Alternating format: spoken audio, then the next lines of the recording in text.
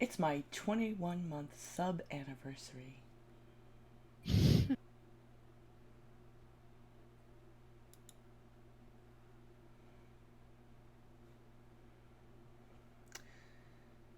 Okay, we look to be live. I'm hosting. Where did I put the music? Thought Hopefully it was it's on my desktop. not too loud. If I need to, I'll shut my door. But my husband has moved on from Ghost of Tsushima to Final Fantasy VII Remake, so there might be some loud yelling and explosions in the background. Oh, I thought he was doing a game with Scott, because Scott is doing some sort of multiplayer game and cackling occasionally. Matt's doing FF7 Remake, so Nope, there's that's that. fair. Oh, I know where it is. It's in our drive. I just assumed he was playing with Matt, because usually that's his multiplayer buddy. This time, I don't think. Sure, he's still being anime protagonist and slamming things with a sword. Well, at least he speaks. It's not just ... True. He's yes, this cloud is very sarcastic. Good. Yeah. It's really funny actually. I've watched him play through some of it, and some of the dialogue is like exactly what you would say to the character, because you're like, really?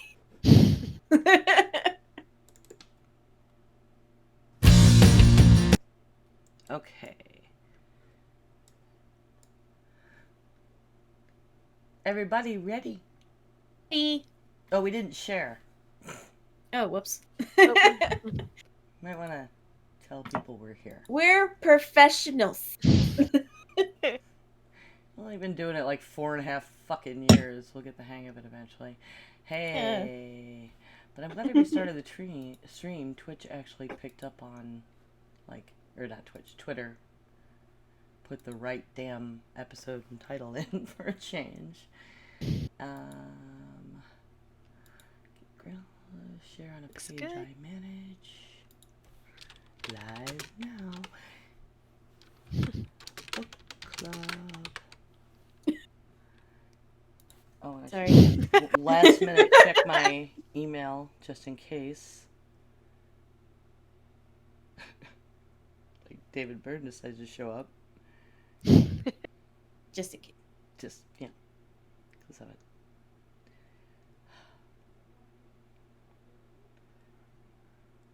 I feel like I feel bad now. I feel so guilty. Like, that's a huge missed opportunity. Oh. For us. It's okay. Don't feel guilty. Imposter syndrome's a thing. Yeah.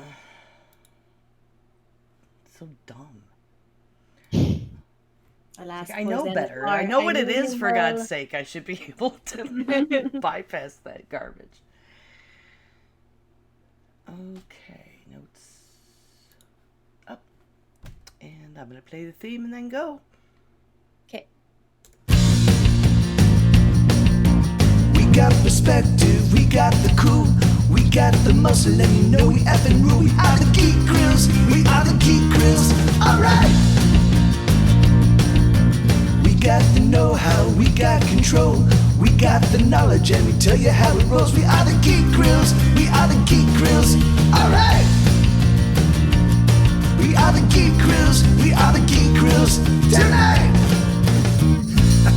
Hell yeah. Hell yeah is right. Hello, welcome to episode 166 of Geek Grills podcast. My name is September, and I am joined by my co-hosts Linda and Ray. Hi there. Now, folks, our podcast is supported primarily by our patrons. Please go today to patreon.com/grills. We could really use your help with the pandemic and everything. I understand people have been unemployed, but we have lost some patrons, and we could really use your support to keep this show going. Today's topic is our quarterly book club, and we will be talking about The Bicycle Diaries by David Byrne. Yes, that David Byrne of Talking Heads fame. So, what have you been up to this geeky week? Linda? Let's see. I am still working on my Cats of the Year blanket. The borders are long and tedious. Not full of terrors, but tedious. And I took a little poll on Facebook because I was curious to determine the most iconic D&D monster after dragons. And by a very large margin, I didn't do the percentages, but it had 16 votes and everything else had maybe 5. Was the Beholder. So, of course, I made one. Like And you I do. love it. You know, I almost said Beholder when I saw the thread, but so many people had, I was like, yeah, I'll just like somebody else's. She doesn't need to hear that. But for some reason, it didn't occur to me that you would be making one. I should know by now. That's what you're after. Yeah, so, alas, poor Xanathar, I knew him well. But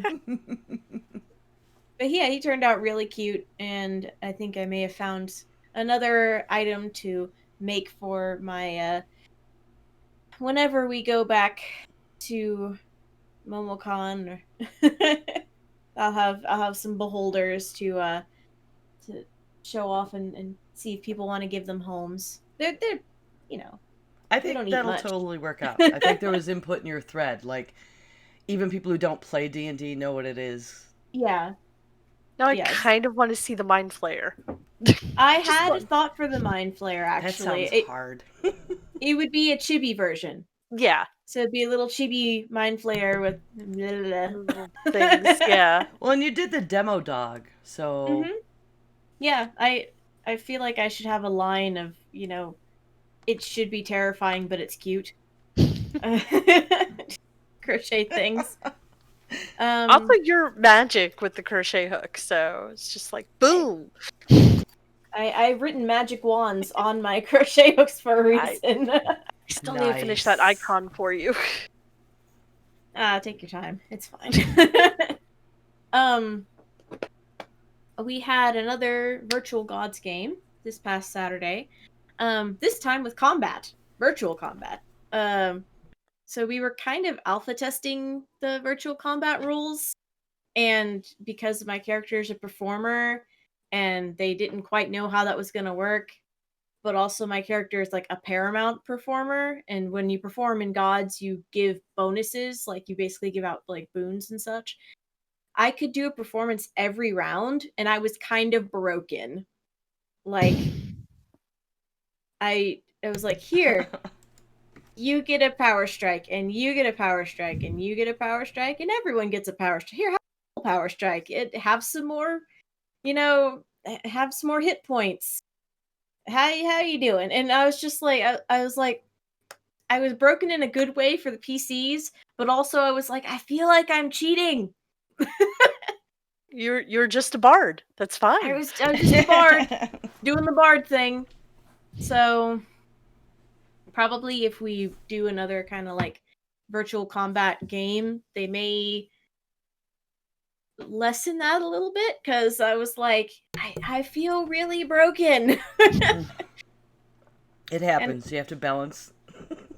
Yeah, I was like, every round? Okay. Every round. Every round.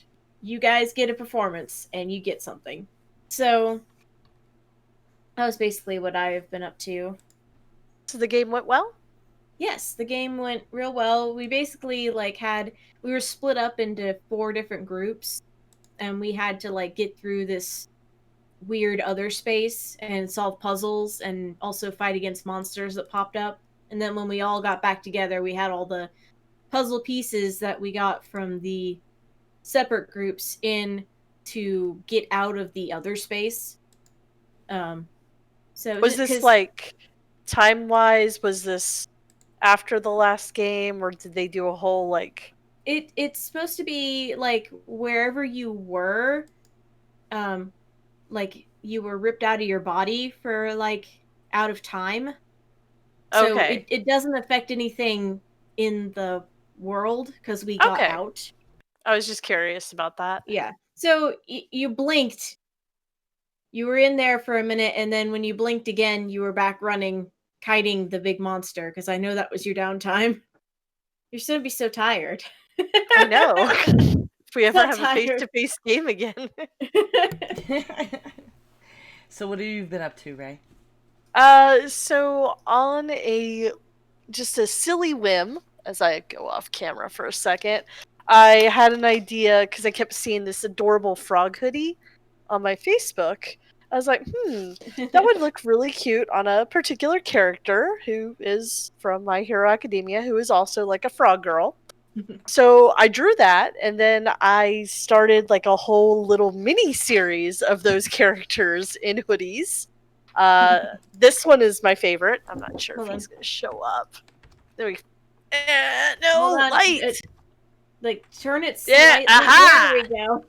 Yeah, light is my nemesis. That one's He's my so favorite because cute. he's adorable and a whoopee, and I like whoopies. But then one of my friends contacted me, and she's like, "Hey, I really like the frog girl. Can you make me one?" And I'm like, "Okay, cool. I have so many spare parts. What do you want? Illustration board, canvas?" She's like, "You pick." So I'm like, "Okay." So here's the illustration board. Ooh, that's so Oh. cute. There we go. Oh, I love it. And then I have canvas inked. Let's try this again. Aha! there you go. Okay. It's her full big thing. So that was like kind of the closest to the original. And I'm going to give painting that a shot because I got really frustrated with my markers on the illustration board. But I'm using materials. I have so many materials from before lockdown to go through still, so doing that. We finished Umbrella Academy season 2 this weekend. Me So too. that was so cool. I really like it. Like I like it better than the first one. I want to rewatch the first one again because I'm like, wow, it keeps getting better. Yeah, I definitely like the wrap up better than the first season. But yeah. The other thing I watched was a documentary on YouTube, and I think it's been out for like a couple months now. It's called The Fandom, but it's basically about the history of furry fandom and like how that has come to be and how they started conventions and all of that. And it's actually like really interesting. I was kind of like, I'm like, no, this is actually really cool. And because I watched that, it made me think of like a bunch of old webcomics I used to be into, like Sabrina Online, Kevin and Kel, and Sluggy Freelance. So I went on an archive hunt to reread through some of those and like, where did I leave off? Oh yeah, it was after this storyline. So let's go back through here. And Oh yeah, you recommended me one because there was a character that loves Transformers. Sabrina Online, yes. Yes. The main character, it loves Transformers to the point where like later, I don't remember if it's so much in the start, but like where I've picked up, like the little Transformers basically have their own mini comic within the comic Oh my gosh. with commentary on the movies and stuff. And like that particular comic has apparently like been out and posted since the late 90s. So I'm still going through archives on that one. I think I'm in 2010 now. So it's gonna be a bit. That was it. It's good to not run out of things. Mhm. So let me see. I went hiking again at Rocky Face, which I still can't make it to the summit, but Such pretty pictures. Love those pictures. yeah, I didn't get a bunch at the top like I usually do, but when I get to the top, when you see those, I love just looking out over so much land. Like it makes you feel very accomplished, and it's like a granite dome at the top, so I like to stop. And there is another part where we stop that has like big granite face you can just stand at, and I like to do some yoga there, just a few stretches, a few poses, like out standing on rock in the open air. And I started to, and I folded over, and my diaphragm cramped, and I dropped my water bottle, and it almost fell off the mountain. Yeah. No. We've been hiking like a few hours, like an hour after we had an earthquake here in North Carolina. Why not? Why not? You know, what's the worst gonna happen? But it was a lovely hike. I made more masks. My sister, I made her a bunch. She's very indecisive, so I think I kind of ended up making all the masks because she couldn't decide. But her boyfriend wants a camouflage one, which is good because I have camo fabric, and I'm like, nobody really wants that. Linda, I did make your Hufflepuff one, but I had a brain fart and cut the elastic I used the elastic for the kid's size. So I'm concerned it'd be like yanking on your ears too small. So I have fabric cut. I'll just make another one. Okay.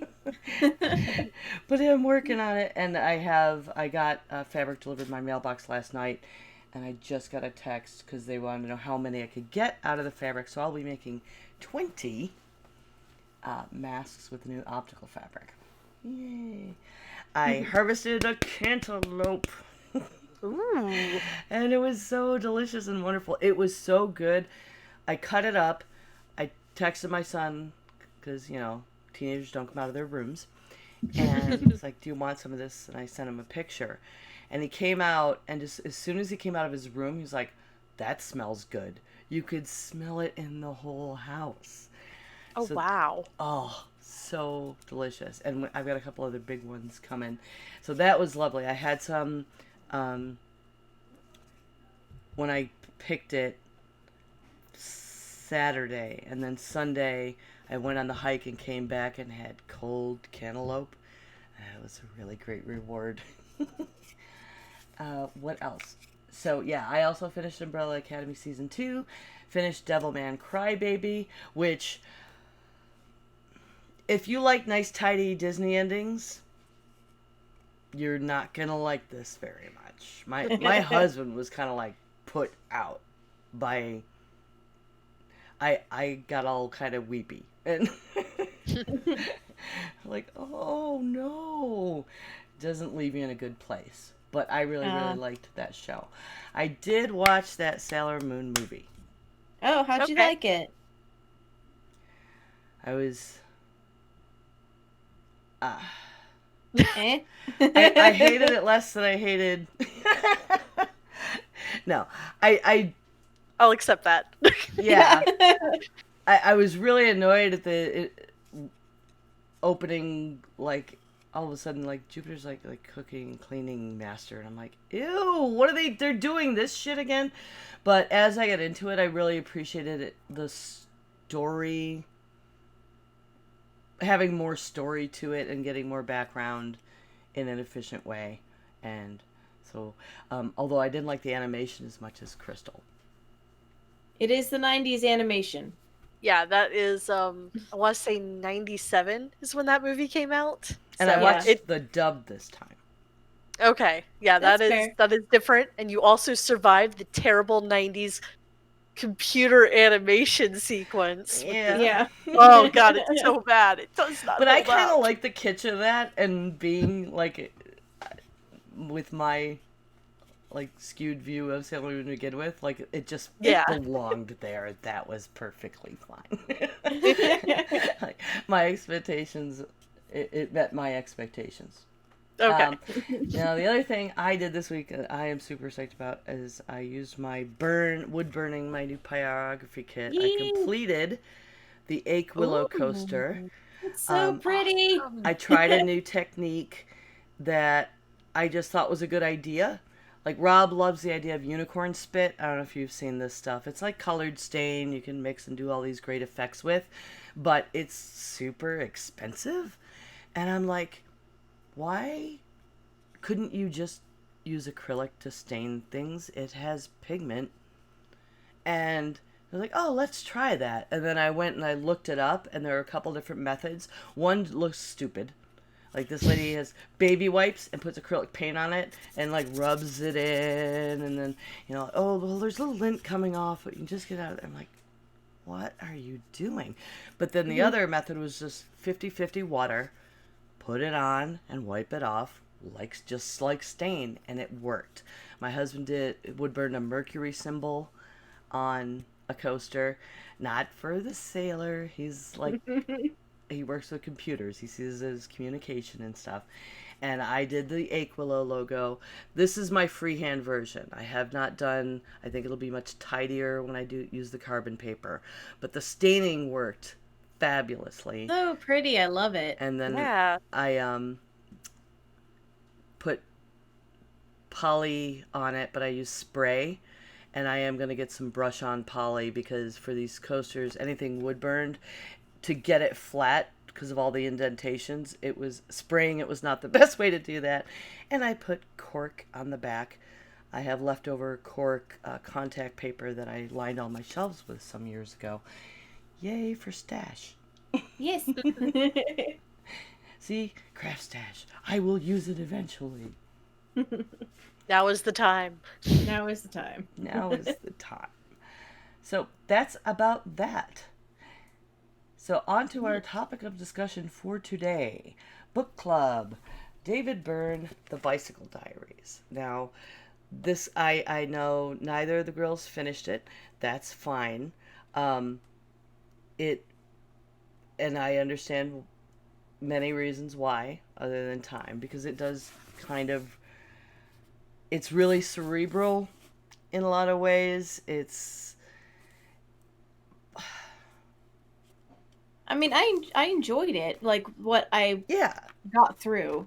It's very but it's all his observations and insights as someone who habitually rides a bicycle and travels all over the world. So his views and he kind of goes on tangents and it's little stories. And what occurred to me today when I was like browsing through it again was like, oh my God, it's like No Reservations. That's what it reminds me of. It is about bicycling the same way No Reservations was a food show. Yeah. Like his observations I can totally see that. And it struck me very much like a travel blog. And I was okay with that because, that's the point of reading things like that, is to get their insight and to get their thought processes. And it wasn't quite stream of consciousness, but it was, it was things that he remembered. And I found it, very interesting. Yeah, I loved like it's categorized as a travel book. And I think if you were like, "Oh, I am a cyclist and I travel," and you picked it up as to use as some sort of guide, you were going to be sorely disappointed unless you're trying to retrace his steps or something, which isn't really possible because it is like that's where it reminded me of No Reservations too. Like, I mean, he's planning the show and then he meets these people and there's little stories about some dive bar with belly dancers and I did get to that point.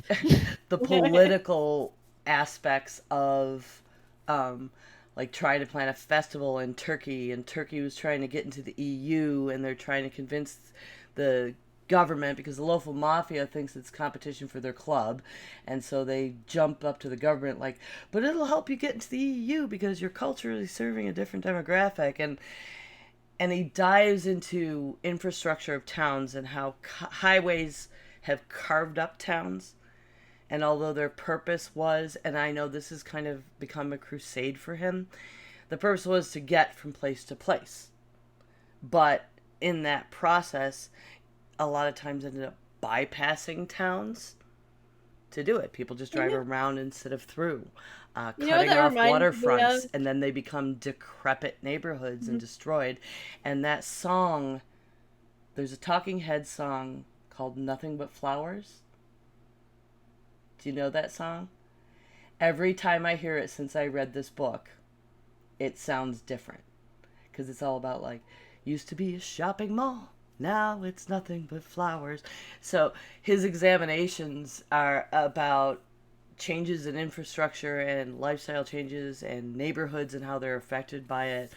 Um, and seeing how that has changed again now with gentrification happening in certain areas. Bicycling is less marginalized. People are, putting bike lanes in these neighborhoods and you can rent bikes.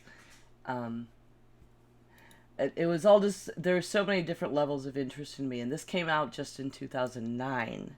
So a lot of it is very current. Him talking about the highways going through and like cutting off towns is like that. Again, this is the Disney nerd in me. It reminded me of Cars, which is basically the premise of the first movie, the only good movie in that franchise, by the way. Yeah, the whole Route 66 being yeah, that how families traveling in cars and landmarks, and it just getting falling culturally cut off. aside. Yeah, getting cut off by the highway. And I was just like, I can relate to this because I have seen that movie. And I was like, that's an odd correlation, but I'll take it. His part about Niagara Falls I thought was really interesting because I remember like my dad and my grandpa, they were always really big into like whenever they would go traveling, like every roadside attraction you had to stop at. We have to check each and every one of these little places out. And my dad grew up in Rochester, so he's talking about it and he's talking about Oh, Buffalo okay. and I'm like, "Oh, okay." So like and he's talking about like this cute little like mini waterfall in Rochester. And I'm like, I need to ask my dad about that and see if he remembers anything like that because it's just like, oh, it's a different way of looking at stuff. It's also depending on where you are in the book, not the best book to read right before bed because you'll either like fall asleep midway through or you'll get overly engaged and have to finish the chapter to get to the next part. And I'm like, okay, this is gonna be Yeah, the like an momentum after of it work. is not consistent. Yeah, so it's like I couldn't really gauge that, so I'm like I put it on my night shelf for a while, and then I'm like today I like was just going through and I'm like, "Oh, audio version. Okay, yes, let's see how much we can get through today at work." And it actually works very well as an audiobook. I do recommend. I could see why, because like Linda said before, it's not exactly stream of consciousness, but it is kind of recalling stories from memory. So Yeah, I could see where that would work well. Like a it's like podcast. it's like listening to a friend of yours talking about going to this place and then Yeah. like a tangent will happen, but it's a Yeah. very natural tangent. Yeah, that's a little nifty, like his observation and then some kind of relevant story to it. And um, I just, it's like, yeah, like I said, the momentum isn't consistent because sometimes it's like it's reading like a textbook lesson about the history of something, and then all of a sudden there's this really cool story about some shit going down. And then something you recognize. Like, it was a really good start for me, absolutely. I mean, I picked up this book because I was about to meet him and manage this event. And for listeners who don't know and haven't heard that before, and I should have wore the t-shirt or put the poster behind me. Back during, actually it was right after the book came out, that election cycle, I organized a ride to the polls, and David Byrne took part in it. I was working for, well, I was the state director for the voter information project at the time, and it was kind of an offshoot of rural votes, and he had contacted rural votes to try and help with getting people registered, getting people to vote, and just what can I do. And directors from a few different states put their ideas in, and of course most people was like, he should come do a concert at the college, being art rock and such. And I tapped a friend of mine who's a local DJ, and my friend Sam Spencer, who's a well-known politician or political activist, I guess.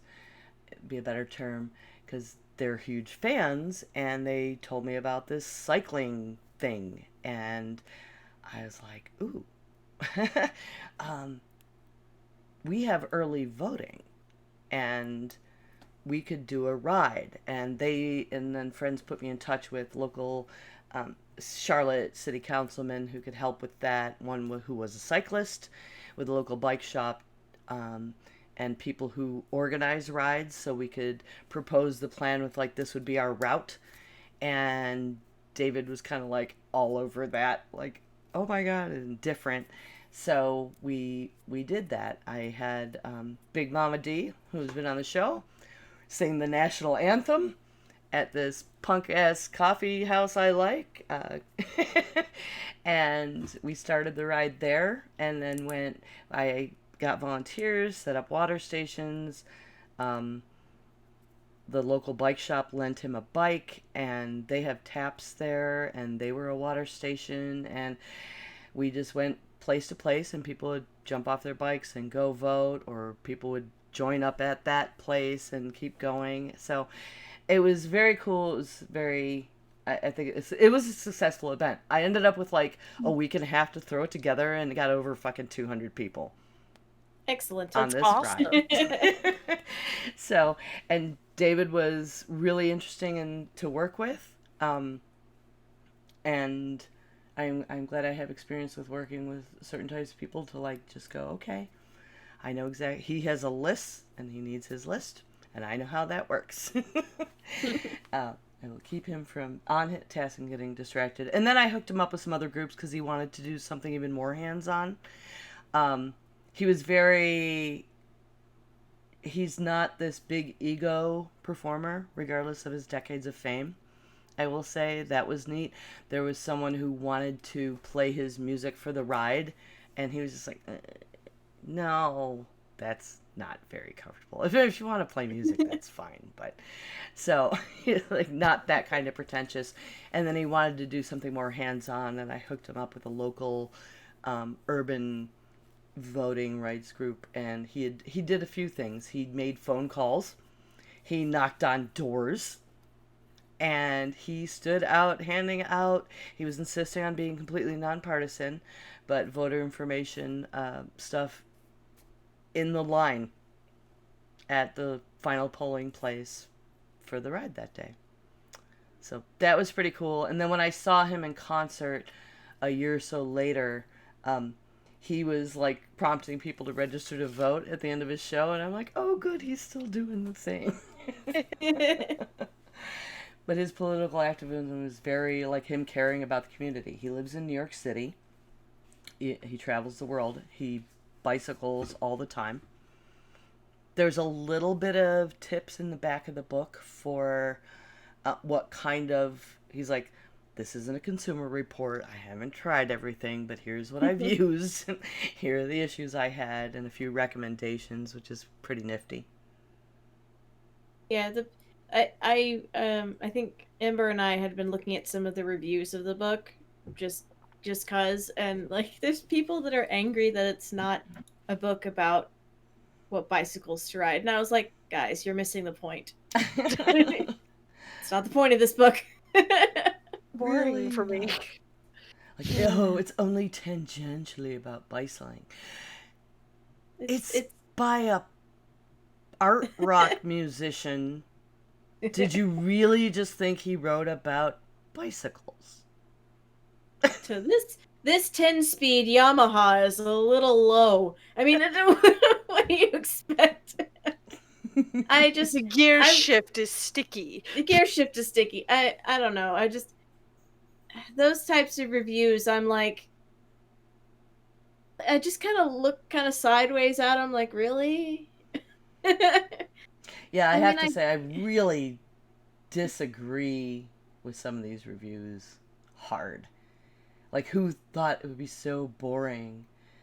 Saying the insights are superficial, as one reviewer said, is outrageous to me. Like, did you read the same book? I mean, he dives into cultural anthropological origins of transportation and status with different types of it in the countries he's in, and how it's affected different communities. And oh yeah, it's just really superficial insight. What are you talking about? Like, I got through the American cities. Like I said, I finished Istanbul and I was about to start Buenos Aires when I ran out of time and on the audio, and I skipped around previously to some of the others. But like the insight about like white flight and like used to be to live in the city, and that was the good thing. And then like no, we're gonna do the white flight. We're gonna leave. He talks about growing up in Baltimore and just like everybody abandoning the city, and the car becomes like the main way to get around now. So Mm-hmm. everything has to be developed for the car, and it just encourages, yeah, the no more cute little knick-knack places to stop on the highway because you have to just keep going on the highway till you reach your destination. Yeah. There's no more like leisure roads, walking and or especially biking in some cities is Oh, just jeez. Yeah, no. As someone who grew up in Atlanta, it's 20 minutes to get anywhere by car. Mm-hmm. on a good day. On a good day. Yeah. Yeah, and I am guilty whenever I've had to drive through Atlanta. I don't go through. I use the going around Atlanta routes because it's the only hope of getting there to the other side in the same day. Oh, and Yeah, I tangented myself you're not wrong. into talking. Oh yeah, I when I've had to drive through there, I plan for like not hitting at certain times a day. I tangented myself talking about the event organization, but when I picked up the book and started reading it, I'm from Buffalo, and it's like the first city he mentions, and I was a little disappointed because he just biked to Niagara Falls and then kind of wrote a lot about Niagara Falls, and then the piece after that being about Rochester, and I am familiar with Rochester. I used to work in Niagara Falls, because I lived in Lockport growing up, and that was like Buffalo, Niagara, and Lockport are kind of a triangle. That there's like an equilateral triangle with 25-mile long lines, and so it's like Lockport is kind of a suburb of both. And so yeah, it's when we go to Niagara Falls, I grew up with it not even much as a landmark as you would just go to the falls and you could wander around. And the American side has had the Winter Garden, and they would dress it up at Christmas time, and that's about it. Other than that, it was a very Rust Belt, decrepit city full of garbage. If you wanted to go there for fun and landmarky things and a pleasant experience, you just go to the Canadian side, because they have Clifton Hill, where there's wax museums and restaurants and shops, and the the parks next to the falls are much better taken care of and things. About the time that people stopped, going over the falls in barrels is when the U.S. stopped caring about it. Just saying. Yeah, like all there is to do. Which is a shame. Yeah, it's a shame because Niagara Falls is very pretty. I've never been there in person, but I've seen photographs and it's an emotional panoramic experience. It's such a like. Whew. My sister couldn't go very close. Like she felt drawn to jump in. Like there's this weird power of that water just moving over, and it's like super fast, but it looks slow. Mm-hmm. It's a strange draw. I understand it. Some people are very uncomfortable. I would love to go, even though I hate being cold. I think I would love to go in winter and see it frozen. That is a fantastic sight. And for the Horseshoe Falls on the Canadian side, they light it up.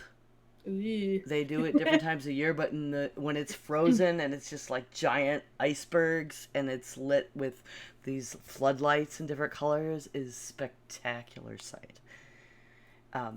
That's probably on my bucket list, if nothing else.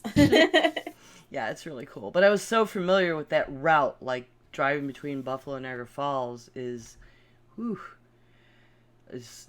it is a prime example to start that book with of the communities that used to thrive, and now it's just like crappy little broken down plazas here and there type situation. And it's interesting that he talked about downtown and some of the places there, stopping for a sausage sandwich, and how there's like this little leftover bit of Italian immigrant community there. And I was like, I know exactly the neighborhood he's talking about. It's like, I had a boyfriend that lived a few blocks from there, and that's where we'd go hang out. So, but his observations about different countries and transportation were super interesting to me. There were a couple of different ones I should have taken notes. There was one I wanted to talk about that I can't remember now. But Europe being more curated in general. Oh, yeah. And how Americans, and he imagines it's very the same in Russia, the way we develop, we have this, like there will always be more land. Mm-hmm. Kind of hodgepodgey. Well, like, having been in England, I was there for study abroad. Like, it's so much, like, there's so much history packed into a very small space, and you can get almost anywhere either by public transit or by walking. You don't need a car, really. Not unless you're going way out. And even if you're going way out, there's trains and there's buses that'll take you. And it was, I don't want to say culture shock, but it was almost culture shock, because I was like, oh, this is neat. Why don't we have this where I live? Yeah, I wish, I'd love for him to return to Buffalo and him to write more about that. I'd like his insights on that, because Buffalo is one of those cities, like, his descriptions of the overpasses cutting over the waterfront and cutting everything off happened there and killed the waterfront, which is part of the reason it was settled in the first place, like the canal hitting the lake. And why people settle in certain areas. I'm a cultural anthropology nerd. Like, the book grabbed me from the beginning because of that kind of thing. And Buffalo is very, very recently actually started to do something completely different and revitalize the waterfront so people would go there. Mm-hmm. And well, yeah, I mean, there's stuff like bike paths are happening. There are reasons why communities grew up around certain areas. Either it was the river because back in the day they needed it for, food and transportation and water and everything that they needed right there, as opposed and like trains, to, I think. In trains were the beginning of... Yeah, trains changed everything. Trains changed everything. Yeah. But, it's the same kind of, and, anthropology is, really fun that way, because it's like, well, why is there a town here? And then you look into their history, it's like, oh, there used to be a mine or something like that. Yeah. Towns don't, generally, there are exceptions, but towns don't just spring up for no reason. Yeah. He had some really great observations about New Orleans, which I still have never visited. It's kind of a bucket listy thing for me. Oh, definitely. That's one of the few places I have been to, and it was pre-Katrina. Like, literally, we got out as Katrina was coming in. It was kind of terrifying. Eee. Yeah, but we went, and it was amazing. Like, whew. I definitely recommend. I definitely want to go back. Especially, I want to see what's different, how it looks. Yeah, my mom used to go regularly, and she wouldn't go for Mardi Gras. She'd go for the jazz festival. Mm-hmm. But more often than not, I would I don't know. I remember I think the last time she had gone before Katrina, she took my sister, and I watched over our grandmother, who was staying with us at the time, and I was always going to get to go. I have a cute little plaque about how I was going to save the world, but I had kids that she brought me from there. And then I didn't get to go. When Katrina happened, I I still want to go. I mean, and see the surviving culture and what they've been doing. And I have friends that live there and own property there. I just haven't made the freaking trip. But it's interesting how they held on to their culture, but then the infrastructure failed them. But yeah, his observations on that are like, yeah, I think I pretty much agree with your assessment of how that went. So, yeah. I think we. By the way, you mentioned it being kind of travel blog like. Apparently, there is a review on Goodreads, and I will put the link in our notes, folks, to the Goodreads stuff. He has a blog, and a lot of it made it into the book. So that makes perfect sense. That worked out. That makes sense. Like, I think it was the publisher came to it and was like, you should do a book and you could tie all this stuff together with the bicycle thing. Like, the bicycle thing is definitely incidental to telling these stories.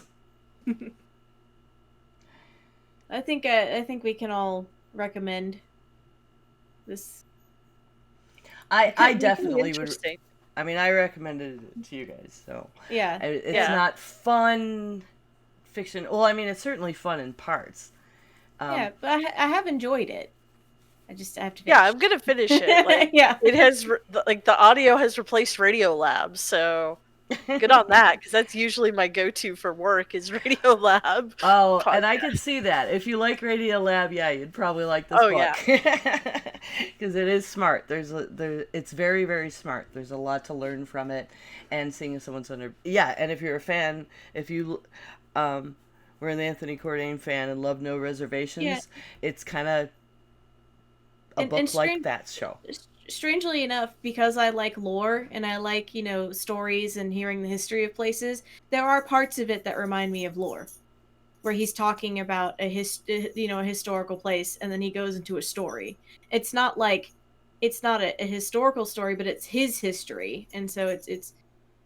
Yeah, I can see because he'll often describe the setting. Mm-hmm. Whether it's someone's home or the neighborhood, and then launch into the stories and the history around it in that way. Yeah, so yay! I will actually add the Goodreads, my own review at some point, and give it some stars. Counteract these people who just I don't should have read the manual that came with their bike, apparently. I guess. That being said, some of the graphics are kind of interesting in the back too, just random bike rack designs. Well, yeah, because those exist.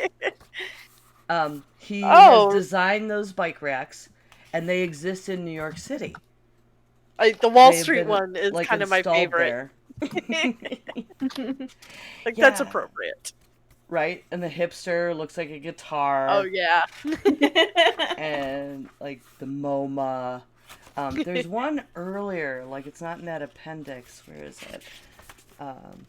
That I found interesting, too. And I don't know if it's earlier, because the old, with an E, Times Square. And it's a reclining woman, one of those. Yeah. That's 70s Times Square. The way this is how it was, just so you don't forget. So it was a very different thing when I went in the 2000s. Yeah, now it's all digital, right? So, girls, what are you anticipating coming up this week? For me, I am running my D&D card captor game on Wednesday, so they have to deal with an intellect devour, a weird intellect devourer, so that's going to be fun. It's really funny, because one of the characters is this, he's playing this wizard, and he's like, I don't want to touch it, it's going to eat me! And I was like, actually, you don't want to send the dumbest person to go up against an intellect devourer. You want the opposite of that. You need the smartest person. But he's being all in character. He's like, don't let it touch me. I'm just like, oh boy. So fine. That'll be entertaining. How about you, Ray? So I've got some ideas to do some more hoodie fan art, as I'm just gonna call it right now. Eventually I'll get them all put on my Instagram. I'm being very fussy about them right now. And then getting back into a daily Beat Saber workout. I did like 3 out of 7 days last week, so we're gonna try and up that and be a bit more consistent. Cool. Are you going to draw some sort of stylized bicycle for the show? I can do that. Or we can have a picture. We can have a picture of Mr. I Man here. The beholder? Yeah. You can send me a picture of Beholder that. on a bike. That'll confuse Beholder- people. beholder There you on a go. bike. Beholder on a bike. I Beholder can on do a this. bike. It's gonna be a unicycle, but I can do this. A beholder on a unicycle, even better. Really confuse him. I like the alliteration of bike. But yeah, unicycle probably easier to draw. I mean, it doesn't Yeah. have hands. Yeah, because I'm like, he doesn't have hands, so what is he But gonna it's do? still only one set of Use- pedals. Use his eyes. It's Use all his eyeballs. telekinetic. Yeah, It's all telekinetic. fine. And suddenly it's parasite, like it's eyeball on the hand thing. God. So yeah, I plan to do more wood burning and staining. I have a few ideas. I do want to, before I launch into Ache Willow, because this was super hard. I can't believe I even did this while freehand. As much as I want to make a really nice one using the carbon, I have some other ideas. I want to do something more, some more simple things. I have friends with birthdays coming up, and I'm thinking about doing some constellation wood burning on little boxes. Yes. Or astrological symbols. Oh, that you sort could of get thing. like, if you could get like their birthday chart, you could do their main signs on Mhm. like a little box, maybe a jewelry box or something. Yeah, I I've don't got know. these little wooden boxes, and so yeah, I will be customizing some of those for my friends with upcoming birthdays. The other idea I had is Rob made this really cool tray, like a handled tray, wooden tray, and right now we have all the succulents on it because we take them out when it's a sunny day. We let them have some sun outside, and then it's easy to bring them all in. But I want another one in general, because this is a perfect like breakfast and bed delivering tray, and I want to hand burn a Ouija board. Oh, Um, playing with yeah, fire so- there. Playing with fire there, dear. playing with fire, literally. But I like, don't I was trust- like, I could do a Ouija board and like hand I don't trust burn. Ouija boards. I don't trust Ouija boards, even ones that you make yourself. I don't trust them. Well, I was thinking of other decor items to make, and I'm thinking about putting up some kind of e-commerce for, like we did those coffin-shaped shelves that are really nifty, and coffin-shaped brush holders, like cosmetic Yeah. items. I've been looking into different sites besides Etsy that I could possibly put a sign up for. There's apparently an Amazon homemade like section where you can put stuff you make on Amazon as long as it's all homemade. So I'm looking into that. Cool. I will look at that, and I wonder if I have Prime, if it might subvert any fees they try to impose. But yeah, thanks. I'll totally look into that. But I Yeah. was trying to think of other projects to do, and I was like, I can make Ouija boards, and like I know people who would use them as wall hangings, and then I thought of like I want a tray, and I have a friend. I was like, if I get it done by Christmas, that's gonna be her favorite thing in the world. If I make her a tray that looks like a Ouija board, so yeah. More wood burning, more of the staining, because we found we tried a bunch of different colors. Rob made a rainbowy effect with it. We have gone full unicorn spit on the cheap, just using my. Turns out I had a giant collection of acrylic paint I didn't know I had. Mask order. I just got the text as we were starting the show. Somebody got fabric. I do want to mention for anybody who uses fabrics, and don't give me shit about using spoonflower. There's some hate out there, but I don't know what it is, and I don't want to know, because spoonflower is like, they have all the novelty fabrics. If you can't find it, you can find it there. And I haven't heard anything about Spoonflower that's I bad. saw Amy Frost saying don't recommend them to me for something she was looking for, and I was like, uh-oh, Oh. don't tell me. But the person I'm making the mask for wanted optical fabric, I guess glasses all over it, and then yeah, that's what it is. They dropped it off, and she couldn't find it, and I sent her to Spoonflower. And you know how what a salvage edge is, right? It's like that half inch. Yeah, Yeah. It's over an inch. It's like an inch and a quarter salvage edge on the Spoonflower fabric. That's real big. It's real big. It's kind of a lot of waste. I mean, it's doable. I'm still gonna get. I just did measuring. I'll get like 20 masks, fronts, out of a yard. So, I mean, that's decent, and their prices are good. But like, don't be. I was shocked. I opened it up. I was like, "Why is there a big white stripe on it? Did they screw up the print?" Like, holy shit! No, that's the salvage edge. Yeah.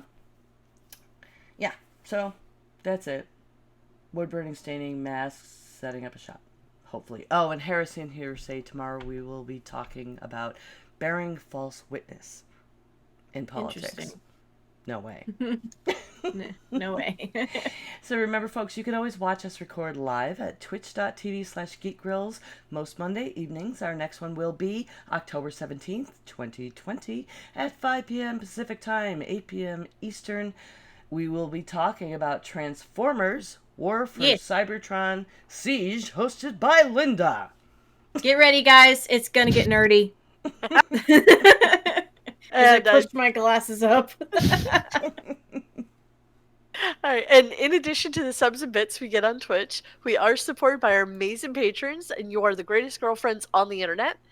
You can become a patron, please, at www.patreon.com/grills. And don't forget, if you have Amazon Prime, you can sub to us for free every month on Twitch. And another way to show your support is by leaving us a review. You can do so on any of your podcast catchers.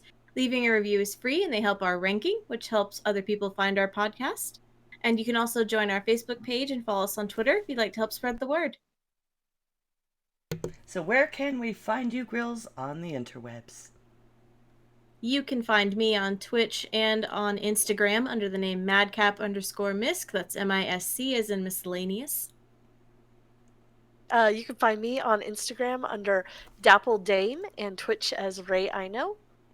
And I can be reached at 9of12, that's NINEOF12 on Twitter and Twitch. And you can hear me on the Heresy and Hearsay podcast. Thanks for listening, everyone. Good game! Good game! Good game! Okay, let's see. Here it is. I found the thing. Oh? What thing? I'm gonna post it to our Oh, Mike's on. Discord. We only have 3 people. I'm not going to raid. That's embarrassing. Okay. It's like us.